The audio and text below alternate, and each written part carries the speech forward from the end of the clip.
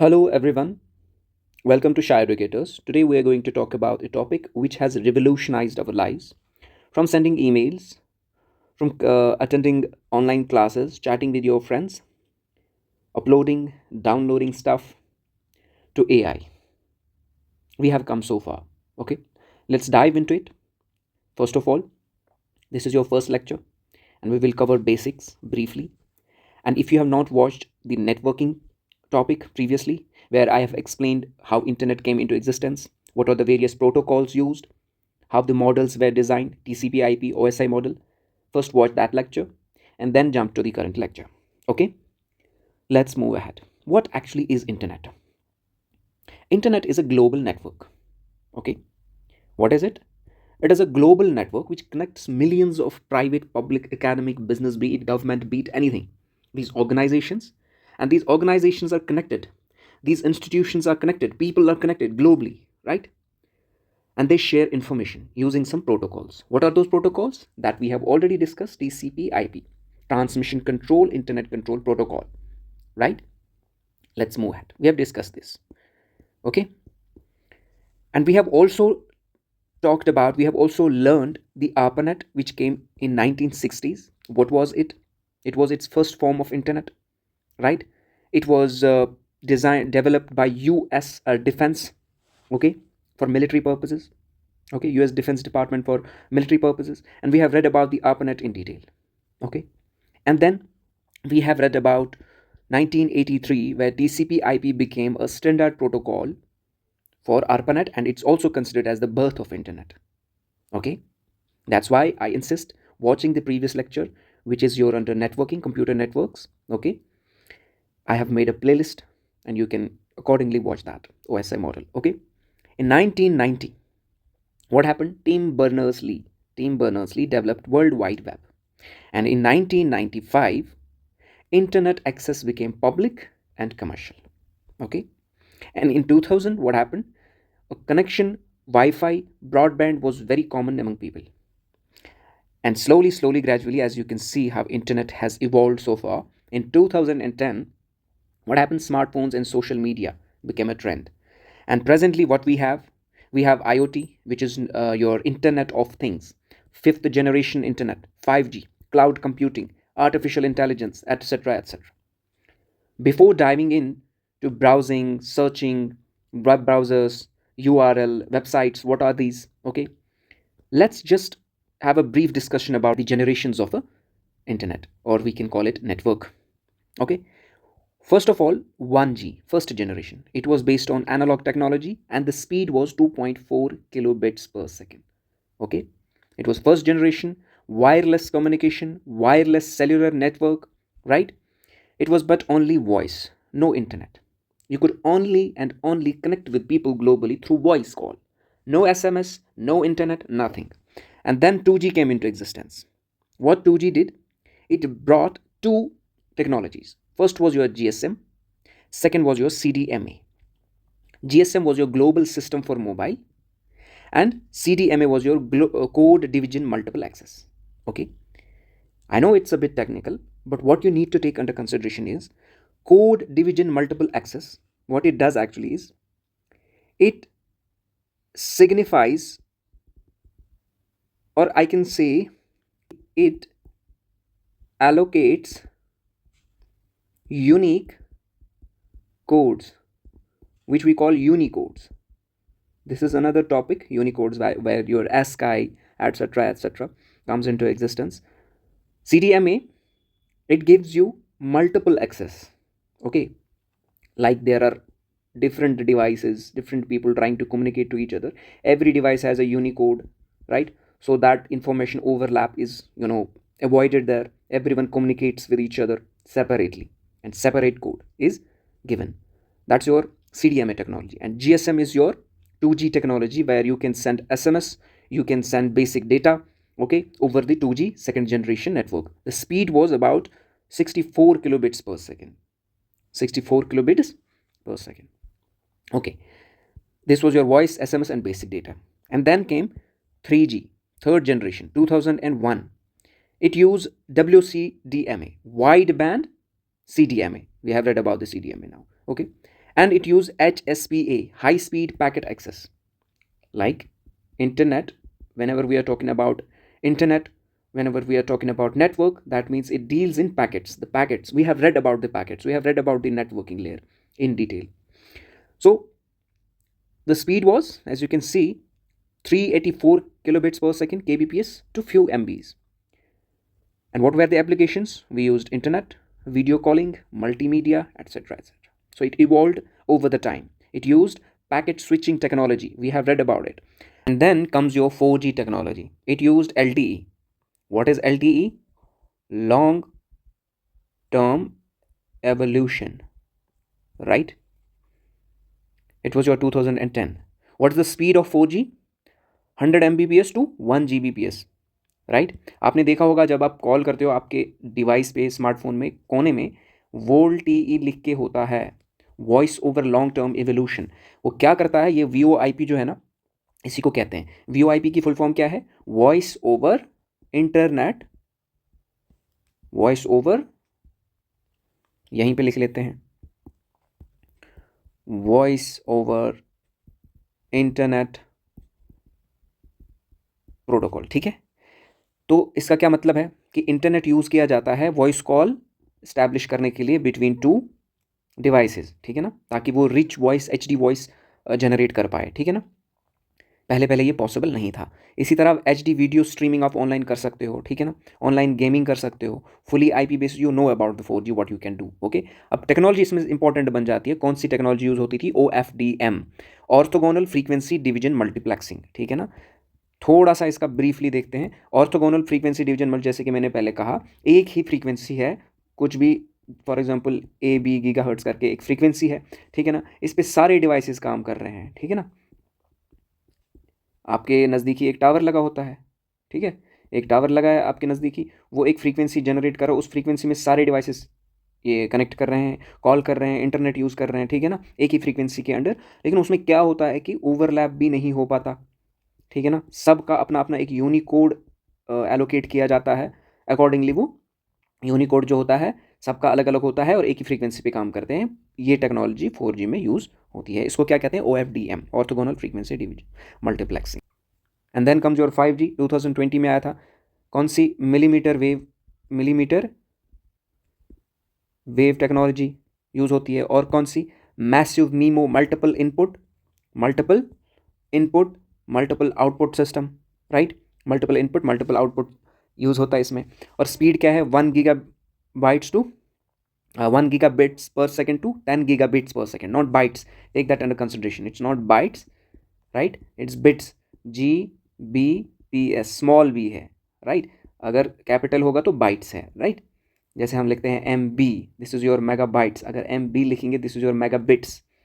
Okay, ऐसे ऐसे करके आपको जो आपके नेटवर्क कैरियर होते हैं, जैसे ISP, इंटरनेट सर्विस प्रोवाइडर जिनको कहते हैं, आपको बेवकूफ़ बनाने के लिए स्पीड दिखाते हैं. ऐसे 2 Gbps आप हो जाते हो अट्रैक्ट कि भाई 2 GB की स्पीड मिल रही है. But actually it's not GB, it's gigabits per second. इसको जब आप कन्वर्ट करोगे, ये कुछ यही करके 20-30 MB की स्पीड आ जाएगी आपकी, है ना. Let's move ahead. इसी तरह आपका हो गया 5G. और 5G में क्या ध्यान रखना है आपको पता है आज 5G कितना केपेबल है. You can, it's very ultra fast इसको कह सकते हैं. Internet of things, smart cities, driverless cars, home automation होती है. Alexa please open the door, Alexa turn on the lights, virtual assistants real time में आपको वापस फीडबैक दे रहे हैं, etcetera etcetera. You can accordingly take under consideration. अब देखो, एक और कंसेप्ट आता है जहाँ पे आपको पूछा जाता है वेब 5.0, अभी न्यूज़ में चल रहा है. देखो, वेब 1.0 क्या था? जो ये वेब 1.0 था, ये एक स्टैटिक वेब था. स्टैटिक मतलब ये होता है कि आप उसमें छेड़खानी नहीं कर सकते थे. जो है आपको दिख रहा है सामने, वो आप रीड कर सकते थे. You could not interact. Interaction level आपका क्या था? You could only read, that is it. आप उसको छेड़खानी नहीं कर सकते थे, कुछ अपना इनपुट नहीं दे सकते थे. और इसमें एक वेबसाइट जो है डेवलप होती थी HTML में. ये इसका की टैग था. ठीक है ना, और इसका जो कंट्रोल था सेंट्रलाइज था. That is it, centralize control. That means इसका एक कंट्रोलर था जो HTML में वेब पेज बनाता था और आपको दिखाता था, आप वही देख पाते थे. You had no control over that. इसी तरह वेब 2.0 आया, धीरे धीरे जैसे जैसे इंटरनेट की जनरेशन आगे बढ़ती गई, वेब जो आपका है, इंटरकनेक्टेड नेटवर्क जो है वो भी बढ़ता गया, टेक्नोलॉजीज आती गई, ठीक है। इसका निक नेम क्या कहते हैं, सोशल, उसका क्या था, स्टैटिक वेब, इसका सोशल वेब कहते हैं। क्यों? क्योंकि इसमें आप ना कि सिर्फ रीड कर पाते थे, इसकी interaction level what was it, you could also read and you could also right the information on the web page. इसमें कौन सी की टैक यूज़ होती थी, जावास्क्रिप्ट था आपका, एजैक्स था आपका, और ये भी सेंट्रलाइज्ड ही था, ठीक है ना, you had no control over it. And then came your web 3.0। इसका निक नेम है सिमेंटिक वेब। क्या है? Semantic web. देखो क्या होता था इसमें, इसका इंट्रैक्शन लेवल रीड राइट और एग्जीक्यूट भी था, रीड राइट और एग्जीक्यूट भी था। आप इसमें इंफॉर्मेशन डाल के एग्जीक्यूट भी कर सकते थे अपने हिसाब से, ठीक है ना। और ये डिसेंट्रलाइज था, सेंट्रलाइज नहीं था, you had control over it because you could also read write and execute. जैसे आपका ब्लॉक चेन एंड AI है, ब्लॉक चेन टेक्नोलॉजी क्या है, डिसेंट्रलाइज है, ठीक है ना।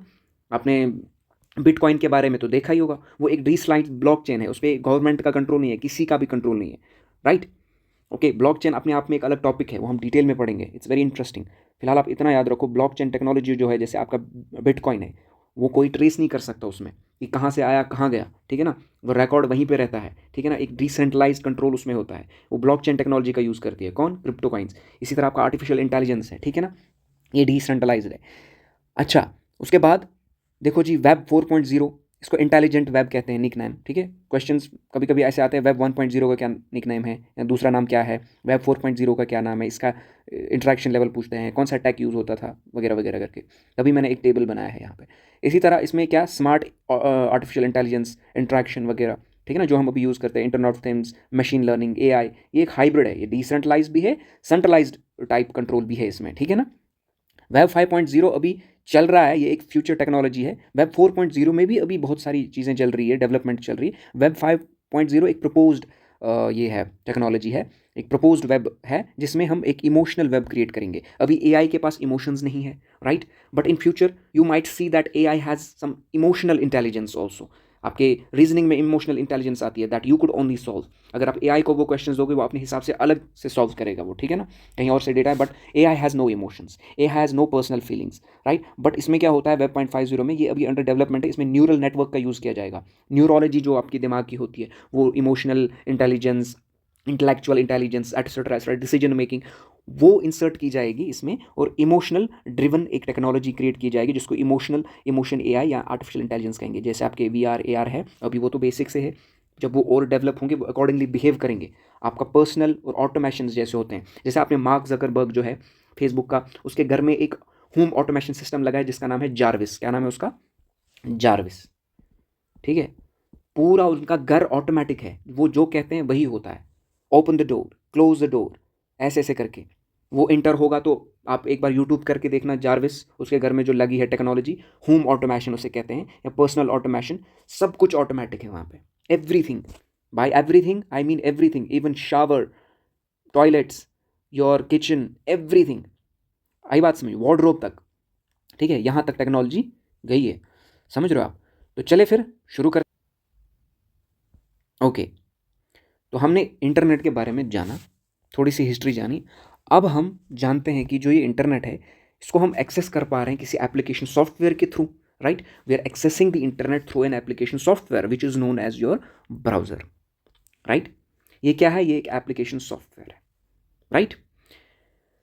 हम इंटरनेट को रन करने के लिए ब्राउज़र की तो ज़रूरत पड़ती ही है, ठीक है ना। What does a browser do? It helps you to connect to the world wide web, ठीक है ना। वर्ल्ड वाइड वेब किसने किया था डेवलप? टिम बर्नर्स ली ने। अब देखो जी, यहाँ पे एक चीज़ नोट करने की आपको बहुत ज़्यादा ज़रूरत है, that is very important, let me mention that. यहाँ पे मैंने वर्ल्ड वाइड वेब साथ साथ लिखा है। क्या लिखा है मैंने? वर्ल्ड वाइड वेब मैंने साथ साथ लिखा है, let me highlight this, okay. ये आपको ध्यान रखना है, वर्ल्ड वाइड वेब मैंने साथ साथ लिखा है। क्यों? क्योंकि ये एक ब्राउज़र था तब। क्या था? www अगर अलग पूछा जाए, वो वर्ल्ड वाइड वेब तो क्या है, वो हम आगे देखेंगे क्या है इन अ मीन वाइल। बट अभी के लिए एक फर्स्ट जो टिम बर्नर्स ली ने पहला ब्राउज़र बनाया था, वो था वर्ल्ड वाइड वेब। क्या था? वर्ल्ड वाइड वेब, ठीक है। इसमें दो टाइप के क्वेश्चन आते हैं, कंफ्यूज होने की कोई ज़रूरत नहीं है। अगर साथ साथ लिखा है वर्ल्ड वाइड वेब, तो ये ब्राउज़र था जो टिम बर्नर्स ली ने 1990 में बनाया था। और इसका नाम फिर चेंज हो गया नेक्सस में। क्या हो गया इसका नाम चेंज? इसका नाम चेंज हो गया नेक्सस में। This is your nexus, okay.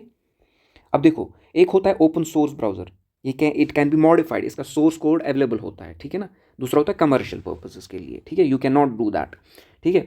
जैसे आपके कुछ एप्लीकेशन ब्राउज़र है, क्रोम है, वो ओपन सोर्स नहीं है, ठीक है ना, लेकिन क्रोमियम एक गूगल का अपना है, वो ओपन सोर्स है। देखो यहाँ पे आप देख रहे हो क्रोमियम नाम करके एक ओपन सोर्स है, ये गूगल का ही है ब्राउज़र, जिसका आप सोर्स कोड चेंज कर सकते हो, कॉपी कर सकते हो, ठीक है ना, उसमें कुछ एडिटिंग कर सकते हो, ठीक है ना, मॉडिफाई कर सकते हो। लेकिन क्रोम से इसको कंफ्यूज नहीं करना, Chrome is not open source. देखो क्रोमियम आपको अभी तक दिखा नहीं होगा, बिकॉज जो फ्री चीज़ होती है गूगल उसको छुपाना ही चाहता है, दे वांट प्रॉफिट।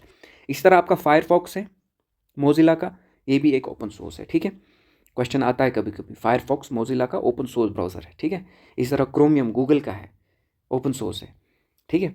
उसके बाद देखो लाइनएक्स 1992 में आया, ये एक टेक्स्ट बेस्ड ब्राउज़र था। क्या था इसमें, इमेज डिस्प्ले नहीं होती थी, कुछ भी नहीं, बस एक टेक्स्ट बेस्ड ब्राउज़र था, क्योंकि डेवलपमेंट हो रही थी धीरे धीरे। 1990 में टिम बर्नर्स ने वर्ल्ड वाइड वेब बनाया था, ठीक है ना। इसी तरह 1992 में टेक्स्ट बेस्ड ब्राउज़र आया। उसके बाद क्या हुआ, फर्स्ट ग्राफिकल ब्राउज़र किसने बनाया, first graphical browser mark Anderson ने बनाया। उसका नाम क्या था, उसका नाम था मोजैक। क्या नाम था, मोजैक, 1993 में। ये कुछ क्वेश्चन है, इंपॉर्टेंट पॉइंट्स है that you need to note down. उसके बाद सिमिलरली क्या हुआ, Netscape Navigator came into existence. What was that, Netscape एक कम्युनिकेशन कॉरपोरेशन थी, 1994 में इन्होंने क्या किया, इन्होंने एक ब्राउज़र बनाया जिसका नाम रखा नेटस्केप नेविगेटर। ओके, किसने बनाया था, नेटस्केप कम्युनिकेशन कॉरपोरेशन, नाम से ही आपको पता चल जाएगा, 1994 में।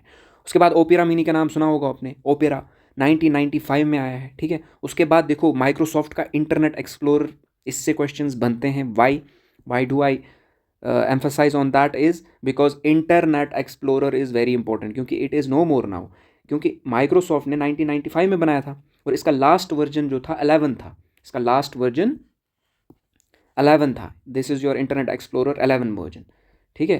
उसके बाद ये बंद किया गया, और 2022 जून में ये पूरा का पूरा ख़त्म हो गया, एंड हो गया। अब इंटरनेट एक्सप्लोरर नहीं रहा, वो माइक्रोसॉफ्ट का था। इन्होंने किस में चेंज किया इसको, एज में चेंज किया। आपके लैपटॉप में आपको दिख रहा होगा नया ब्राउज़र एज करके नाम, ये एक लेटेस्ट माइक्रोसॉफ्ट का ब्राउज़र है, ये 2015 में ही असल में इन्होंने बनाया था। फिर उन्हें इंटरनेट एक्सप्लोरर को 2022 में हटा दिया और एज लाया, ठीक है। ये एक लेटेस्ट माइक्रोसॉफ्ट का प्रोडक्ट है, एक ब्राउज़र है, ओके। उसके बाद येंडेक्स, रशियन टेक्नोलॉजी कॉरपोरेशन, 1997। ये कुछ एग्जांपल्स है, अगर पूछा जाए येंडेक्स किसका है। Mozilla Firefox, Mozilla corporation, 1998। इसी तरह सफारी, जिसके पास एप्पल आईफोन है उनको पता होगा, ठीक है ना, एप्पल का है, 2003 में आया था।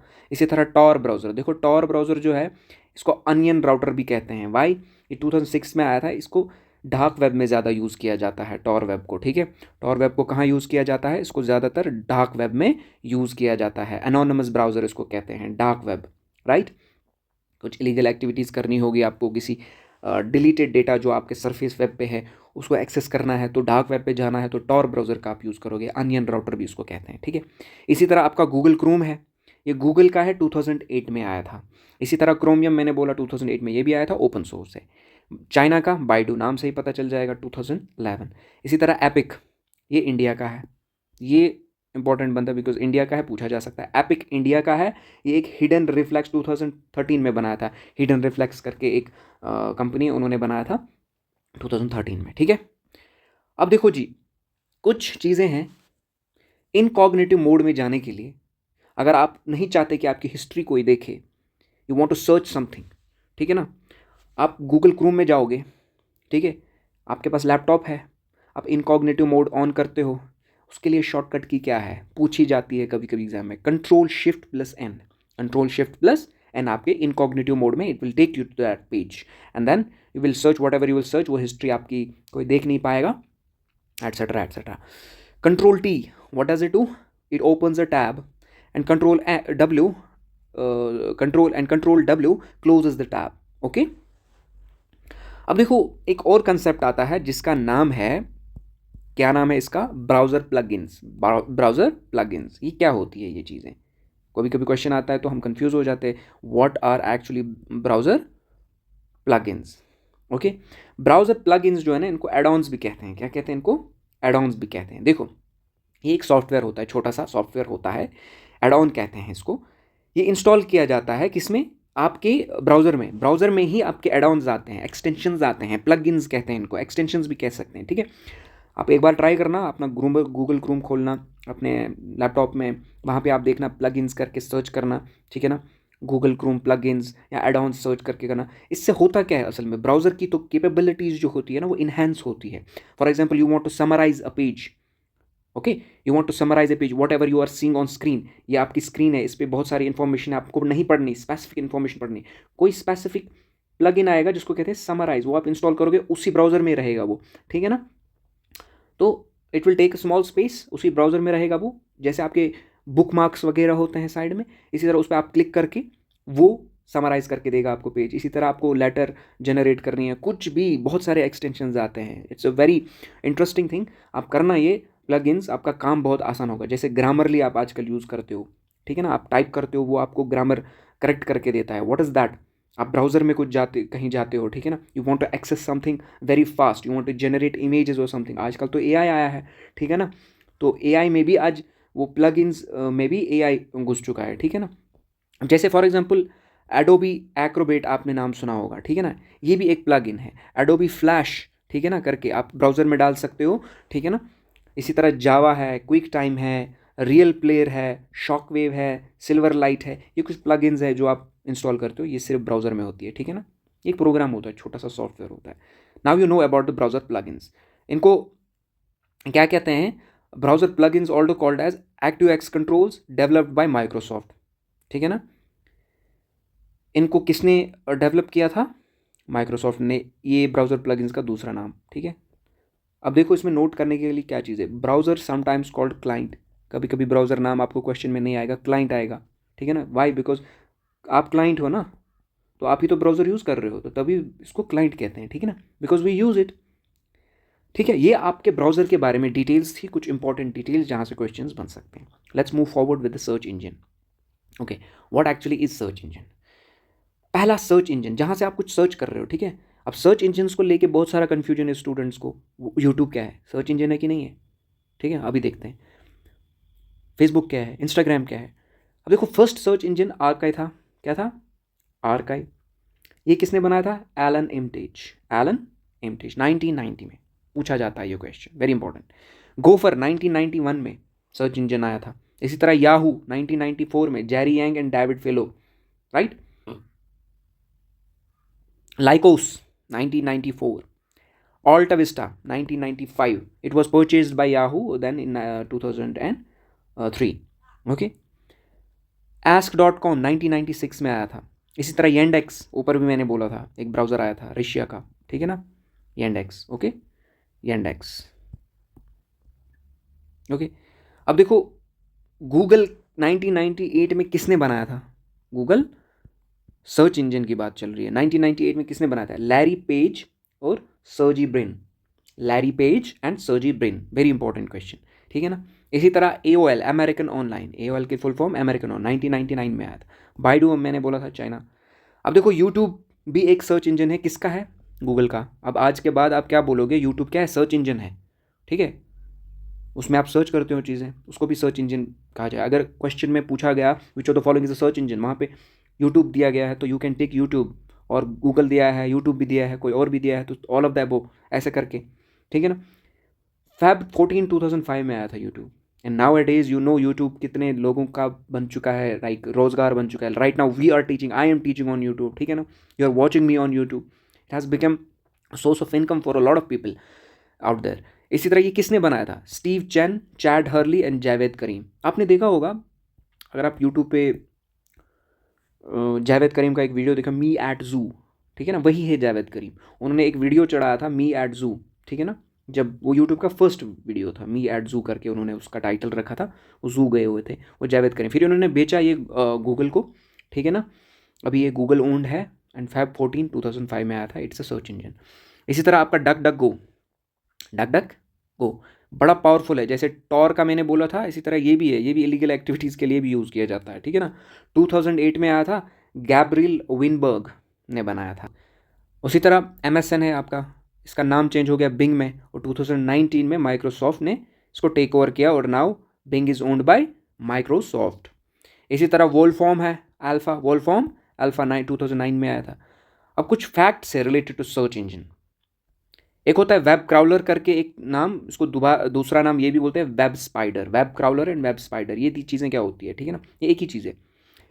ये एक इंडेक्स वेब कंटेंट होता है। आप कुछ सर्च करते हो ना, कुछ ट्रेंडिंग सा या कुछ भी रिलेटेड टॉपिक, उस टॉपिक के रिलेटेड कुछ भी अगर ट्रेंडिंग होगा, सरफेस हो रहा होगा इंटरनेट पे, वो पहले ही आपको शो करेगा।